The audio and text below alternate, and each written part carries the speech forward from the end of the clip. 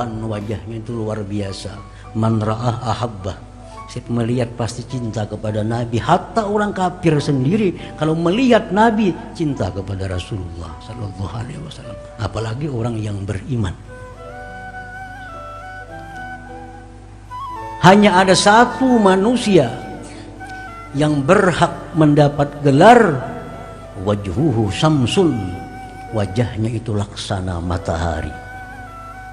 Wajhuhu badrun, wajahnya seperti bulan purnama. Hanya satu manusia yang dapat gelar seperti itu, dalam junjungan kita Rasulullah sallallahu alaihi wasallam. Tidak ada seorang pun yang berhak dapat gelar anta samsun anta badrun selain Rasulullah. Kalau ada orang selain Rasulullah diberi gelar seperti itu, dusta, wajib ditolak.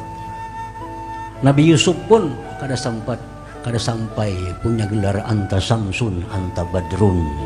Kenapa? Karena ketampanan Nabi Yusuf hanya sebagian dari ketampanan Rasulullah sallallahu alaihi wasallam. Hadirin hadirat yang dimuliakan Allah, man ra'ahu ahabbah. Siapa melihat Nabi pasti akan jatuh cinta kepada Nabi, baik laki-laki apalagi perempuan-perempuan. Tidak ada perempuan tua muda melihat Rasulullah, melainkan pasti mereka jatuh cinta kepada Rasulullah sallallahu alaihi wasallam. Siti Aisyah radhiyallahu anha berkata, sepanjang hidupku hanya satu hari di mana aku mendapat kebahagiaan yang luar biasa. Ini Siti Aisyah berkata, masih kecil, 10 tahunan umur beliau. Beliau berkata, sepanjang hidupku hanya satu hari aku merasakan kebahagiaan, kesenangan yang luar biasa. Ditanya oleh sahabatnya, kapan wahai Aisyah?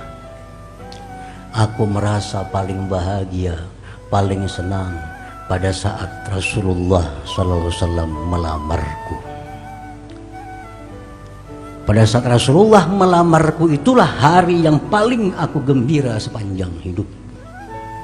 Pada Aisyah masih 10 tahunan umur sekitar itu. Sudah merasakan bagaimana senangnya dijadikan Nabi istri.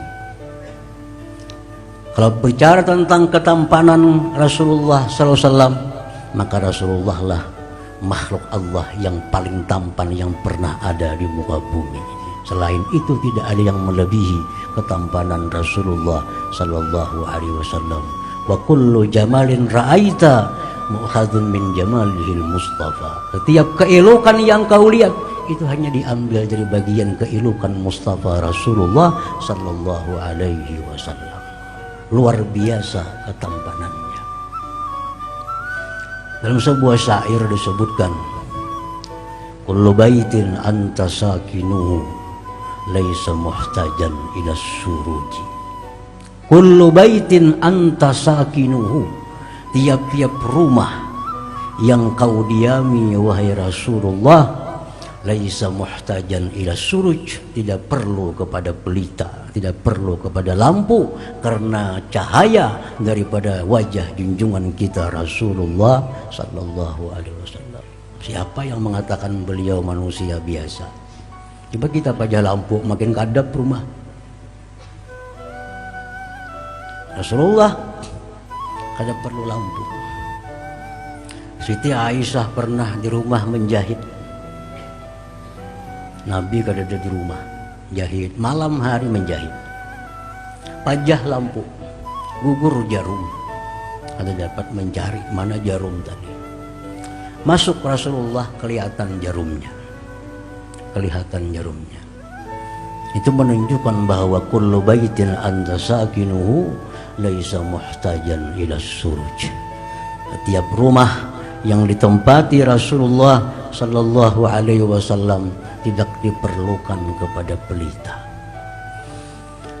Hadirin hadirat yang dimuliakan Allah, ini salah satu dari sekian banyak tentang keluar biasaan jasmani jasad Rasulullah sallallahu alaihi wasallam.